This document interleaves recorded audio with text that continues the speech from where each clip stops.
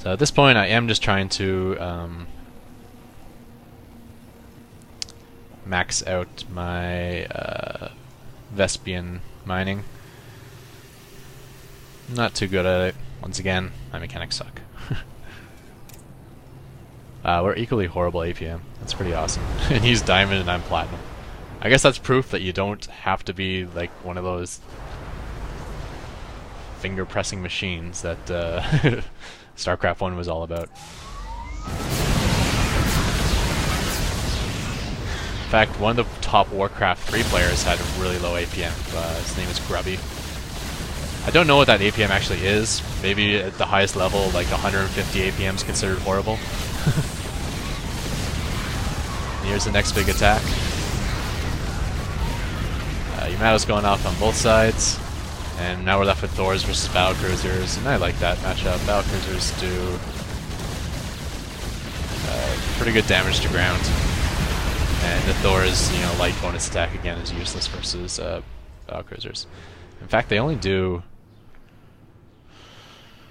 I think he had an upgrade. He was at 8 damage versus air. And Battlecruisers have 6 armor, which means his Thors are only doing 2 damage per attack. That's like nothing. Yeah, armor's really good versus low attack units. That's why things like Zerglings are almost like pathetically useless late game once you're facing a max upgraded army. They're mostly just distractions. I do have 6 SCVs mining underneath all this stuff. Not sure if you can... Oh, that's not the key I was looking for. Upgrade what did I just do? Complete. Everyone. How do you pivot again? Cannot remember.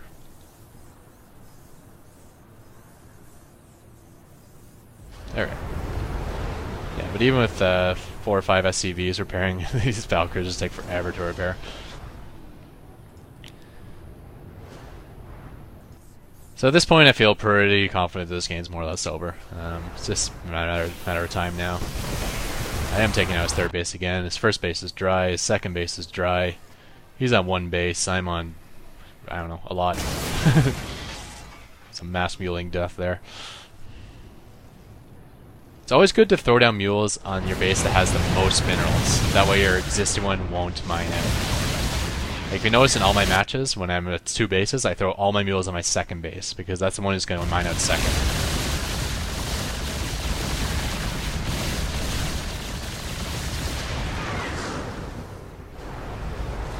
Obviously, 20 mineral patches that are half full is better than 10 mineral patches that are completely full, because you can mine them out faster. You can get more SCVs attack mining at once. I guess I will slow down here for the final attack.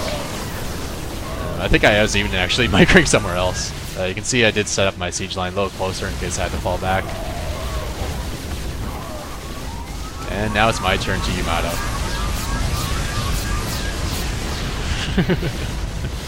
And that is that.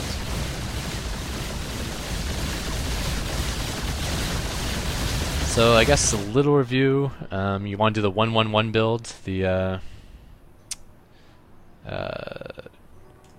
barracks followed immediately by factory, followed immediately by starports. You don't want to do the quick expand with planetary fortress. That's just pathetic versus human for many reasons. And then from there, you want to have, like, assuming you're up against siege tanks and Vikings yourself, you want to have air superiority more than. It's more important than having more tanks, just so you have the spotters and he doesn't. And then from there, I guess you can transition to a mech build like he did. I don't really know what I'm doing, so I just like to transition into Battlecruisers. And since I'm taking air superiority anyways, and I got the extra Vikings, it does make sense for me to start the weapons upgrade for ships anyways, and then it kind of makes sense for me to go into Battlecruiser since I have the ship weapon upgrades and the extra Vikings. And yeah, be conscious of getting extra gas, because that will be your limiting factor over minerals, and for that reason you want to be expanding with all your extra minerals. And hopefully, a month or 2 from now, I will have a lot better mechanics than you're seeing here, and I'll be really embarrassed about having shown this video on YouTube, like I am about my early quick expand builds, where I had You know, like 20 SEVs mining on 2 bases and all this other newbie stuff I did. And you notice I never actually got more than the 1 factory. I find just 1 factory is more than enough for me to spit out enough tanks just to set up defensive lines and offensive lines. Oh, also Zelnagas. Tanks on Zelnagas, awesome. Gotta do it. Love having that. It's so hard for your opponent to push in on that. And I think that's about all I got for the recap. And hopefully this will be considered a bad video, and I'll have better ones to come because I'm really working on my TVT. And by working, I mean just not doing cheese every match is what I used to do. One more thing I guess I can mention, this build order I use is also the exact same build order I use for Banshee Rush.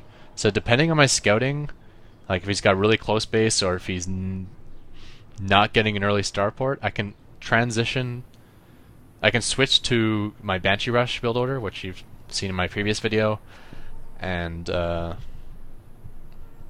I have that option to go either direction since the 2 builders are the same. I guess my hand gestures aren't really necessary, are they? Alright, I'm going to end this video now. Thanks everyone. Bye.